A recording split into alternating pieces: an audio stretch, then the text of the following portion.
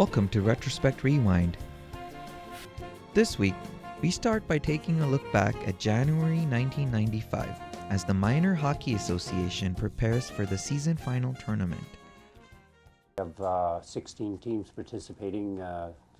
Teams are coming from in Saskatchewan and all over Saskatchewan and Alberta, and it's going to be a good one.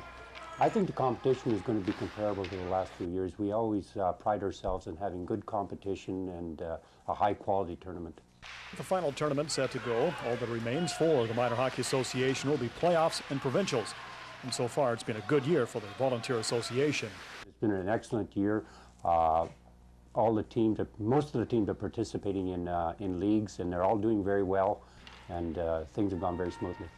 I've had good people running in my directors and coaches, and they've handled things quite well. One of the reasons for the smooth sailing this year has been the addition of a third artificial ice surface. Late last fall, the Archie Miller was converted over from natural ice. It's made our ice consistent, where in prior years when we had a warm spell, then the bigger guys wouldn't get on the ice and they missed practice. And this year, throughout the whole system, the little guys got their share, and we're looking forward to it carrying through the end of March and giving everybody a good shot of ice. Another major headache the association did not have to deal with this year was the insurance issue. Now into its second year, no rate increases, but meetings later this year could change all that. There are some meetings coming up with CHA, and they intimate to me that they're probably going to continue an insurance program, and we don't know what the rate is going to be, but hopefully they don't raise it because it's a major factor. With a long hockey season now into the home stretch, there's still no talk of stepping down just yet. Benning says that's too early to comment on, but you've got to think that there will be at least one more year at the helm for the president. Keith Snellgrove, NewsHour Sports. And in 1999, we take a look at the gun laws that were implemented, stating that all firearms need to be registered with the government. About 150 people listened as LUFA took aim on the new federal gun law. It's people control law, it's not just firearms law. By 2003, all gun owners must register their firearms with the government. LUFA members don't agree with the law and say they plan to defy it. LUFA wants to be there to tell the Supreme Court justices that there's hundreds of thousands of law-abiding Canadians that will not obey this law, and therefore it must be a bad law. Midwest residents walked through these doors to hear LUFA's four-pronged plan to present the government with a list of Canadians willing to stand up and defy the law, to achieve intervener status, to attack MPs at their riding level, and ultimately, if necessary, plug the legal system by going to jail, all designed to protect the freedom of Canadians. LUFA looks for real democracy, something that we don't have in this country right now. The federal government has a total disregard for the common people. And what we're doing is we're trying to rally the silent majority. They also seriously doubt the law will succeed in reducing crime. If I thought that the law, as it's written, would reduce crime, I would be the first one to register my firearms. But there is no statistical analysis, there is no substantiation put forth by the government, or for that matter anywhere else in the world, that proves that this type of registration will reduce crime. Any machinist can turn out a gun in 20 minutes that would shoot one shell for murder or to hurt anybody. You can go into the internet anytime and it'll tell you exactly how to make a gun. You don't have to, if you're going to use it to commit a crime, you're not going to have it for shooting 50 rounds anyway. You want to use it for 1 or 2 shots and that's it. So anybody that can read can build a gun. Why should it work now? It never worked before. I mean, it didn't hurt nobody before. We had guns here for 400 years. The government is not realistically going to put 30,000 people in jail. They can't do it. It's impossible. Their jails would be so crammed to the rafters and over a petty crime, you know, that it wouldn't work. LUFA will continue to tour rallying support against the law. A meeting will be held in Lloydminster February 3rd. In Ardmore, Shannon Fagan, NewsHour. We'll be back with more Retrospect Rewind after this short break.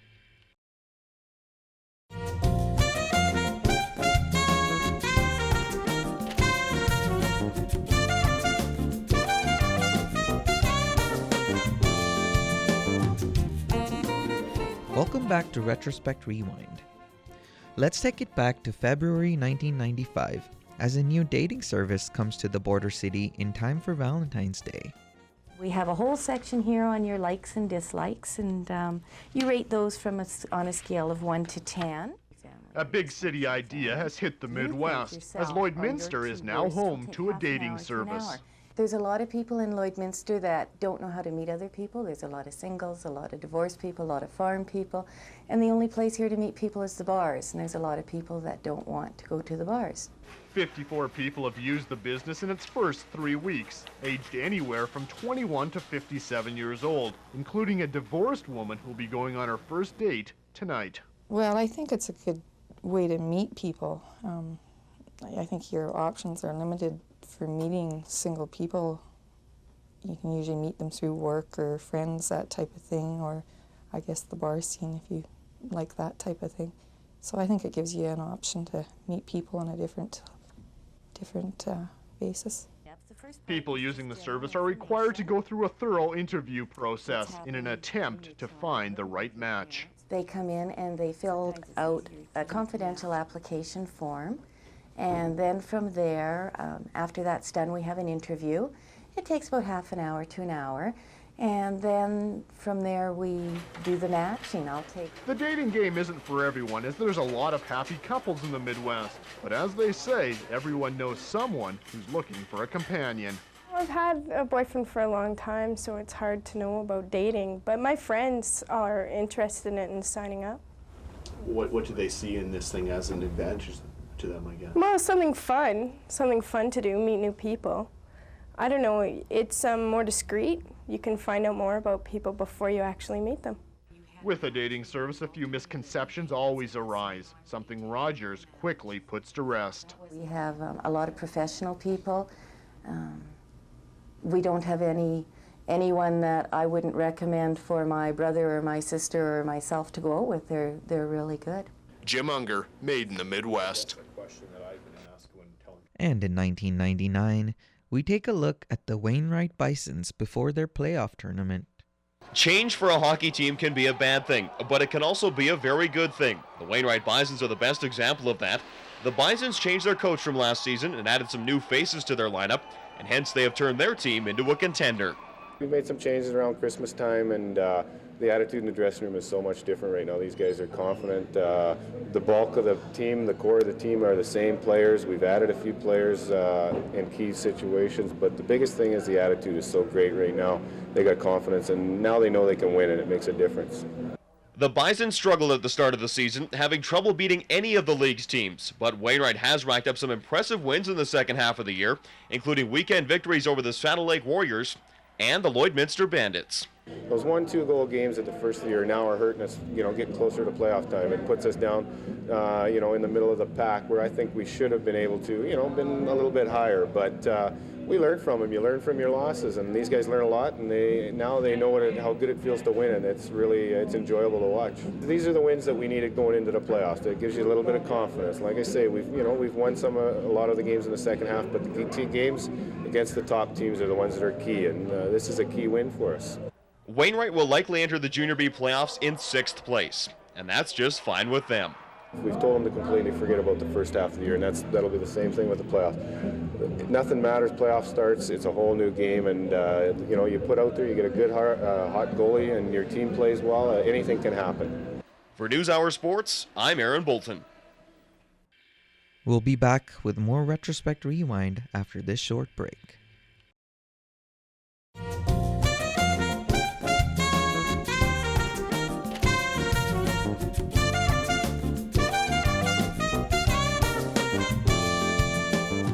Welcome back to Retrospect Rewind. Let's take it back to February 1995, where local high schools start a new teleconferencing educational pilot project. It's the latest thing in distance education, audio graphics teleconferencing.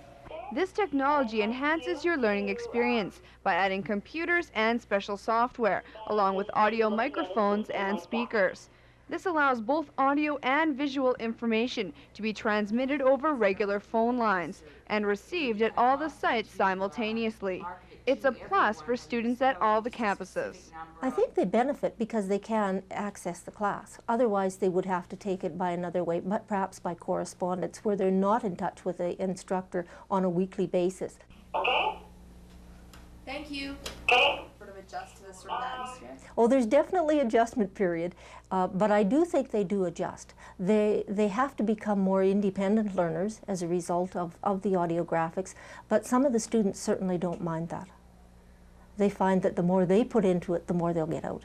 This idea started as a pilot project, but now 50 to 60 students a year are taking classes on everything from business to high school credit courses with the equipment. But students discover learning over the wire has its drawbacks.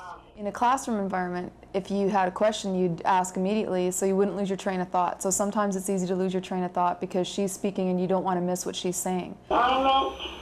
Lori, will the exam You can get talking amongst yourselves and the instructor doesn't know that, and she's still talking. So as a group, we have to try and stay more focused and not talk amongst ourselves to disrupt the class. These students are taking a night class on marketing. The teleconferencing setup provides for interesting class interaction because their classmates are scattered from Fort Kent to St. Paul and their teacher is in Vermilion. I had a chance to speak with the instructor and ask her a few questions about the arrangement. As an instructor, how do you find teaching through a machine basically instead of one-on-one with the students? I find that it's much more teacher-centered and that you have to give a lot more direction to the students as compared to in a classroom where a lot of classroom dynamics take place. The experience seems to take some getting used to, but students agree that if it means they can take a class that wouldn't otherwise be offered, they'll learn through a machine any day. Julie Matthews, NewsHour. And in 1999, we take a look at the MS Walk throughout Alberta. Canada supports more MS research than any other country in the world. The Super Cities Walk plays a big role in fundraising for that research. This year, 10 satellite walks have been added across Alberta, including here in Lloydminster. It's a fun event. The people come out, they walk, they get some free food, some great entertainment. There's tons of prizes. It's a really fun day, and the walks that we've done in the past, that I certainly have coordinated, have been excellent. The response has been wonderful, and that's why they keep growing year after year. The aim is for 130 walkers and $17,000 in pledges. Some would say a lofty goal for a first year, but organizers are confident Border City residents will come through. I know Lloydminster well enough after being here a year that the community support is excellent, and so I can't see a reason why we won't surpass the 130 walkers. The walk itself will travel city trails and Bud Miller Park. Participants will have 3 distances to choose from: 1 kilometer, 5K, and 10K. Whatever the distance, though, they will all be walking to help find a cure and enhance the quality of life for those who suffer. It's out there more than what you really realize, but nobody talks about it. And like myself, on a bad day, I don't go out in public. On a good day, I will. So, a lot of people don't even know I have it. MS is the most common disease of the central nervous system. It affects nearly 50,000 Albertans. The Midwest, including Lloydminster, has one of the highest per capita rates of MS in the world. That's mainly because of geographic reasons, but all the more reason for research and fundraising. 50% of the money raised from the walk will go directly to research. 25% will be designated for patient services, examples being informative literature and videos. The remaining 25% will filter down to the local MS chapter. But really the best thing about this is after the fact, when we've met our goal and everyone is on a high and the volunteers in the committee are running around hugging and screaming and yelling, that we're helping the people in the community. And that's the biggest thing, is because there are so many people, and I know from doing the walk, and I get to meet the people that have MS, and it really becomes a personal issue. So that's the best part, is we can see hope and, a cure for them. Shannon Fagan, NewsHour. We'll be back with more Retrospect Rewind after this short break.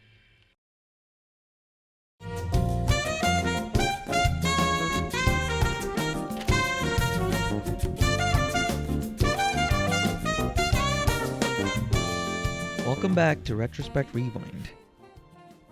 Let's travel back to late February 1995 as Career Day hits Lloydminster Comprehensive High School. There's a lot of pressure when you're in high school to hurry up and choose a career. This morning, students at Lloyd Comp had the chance to explore their career options, and for that, they can thank their parents. In discussion about the things that we should be doing in high school and the interest of the parents and the concerns of the parents, they felt that career exploration is very important for their children. So that it came from the parents of the community is why we have done this again after so many years. But in the end, it was the students who chose what they wanted to learn about. We surveyed them as to their interests, and we used Canada Employment careers that they had listed. And so from hundreds of careers, the students chose the ones that they would like to hear more about, and from that we took their top choices for the school, and we have about 40 different people here presenting different careers from that survey that we did. There are many specialties that you can get into. However, it requires that you go through the recruiting process. And Principal Ross Richards says the information was well received. We don't catch 100% of the kids no matter what you do, but I think that they're appreciative of it. And for some of the students who are not really sure, and there's a lot of those, I think it's going to help. And in March of 1999, we take a look at an event put on by the Big Brothers Big Sisters Association to help kids in the community.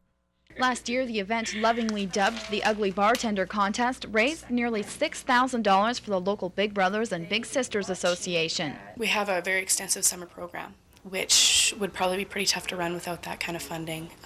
We also do, once a month, we do activities with the kids, may it be bowling, swimming, that kind of thing, bring them in here, do a craft with them, that kind of thing. So those little things are kind of hard to do without funding. Ugly is in fact understanding, generous, lovable you. This year, bartenders from 6 local pubs will compete for bragging rights, with all money raised in the process going to the Big Brothers and Big Sisters. We have one establishment that's going to be doing Jello wrestling. We've got a pool tournament going on and another one. Actually, 2 of them are doing pool tournaments. They're having Olympics. They haven't really given any big deal of what they're doing there yet, but I think that'll be pretty fun to see. Neighbors Pub is the defending champion, but they'll be in for some stiff competition this year. 5 other competitors will be vying for the coveted crown. It's a lot of fun, and we like to see everybody involved in it, and this is, I think, doing all this, it gets everybody involved. All these events, we're having a lot of our patrons are hosting them, and without them, like, this really wouldn't be as big as it is. Like, they do a lot for us. All fun and wacky antics aside, the money raised is vitally important to the Big Brothers and Sisters, and so are volunteers. We're actually looking for people. We're always looking for people. May it be to be a big or do a bingo for us, help us with our raffle, which is starting next month. Anything like that, we're always looking for volunteers because they're the main base of our fundraising. Most of our kids right now that are waiting are male. We're in big need of guys to be volunteering for bigs. We're more than happy that we have women. Like, they're great, but it seems that there's more kids that are the male gender that need a big.